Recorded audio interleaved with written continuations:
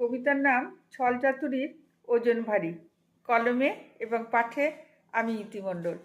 ছলচাতুরীর ওজন ভারী, নিত্য মাপতে জানা, হিসেব নিকেশ নিপুণ হাতে, ফাঁকিতে খুব মানা।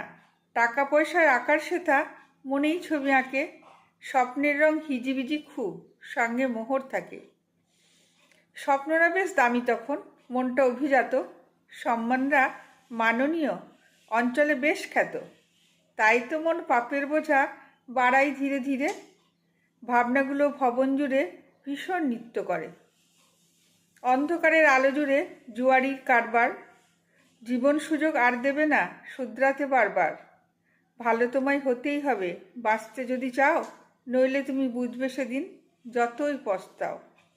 আগ বাড়িয়ে ভাগ নিও না পাপের বোঝাটার, বেশি সুখে অসীম দুঃখের যন্ত্রণাদের ভার।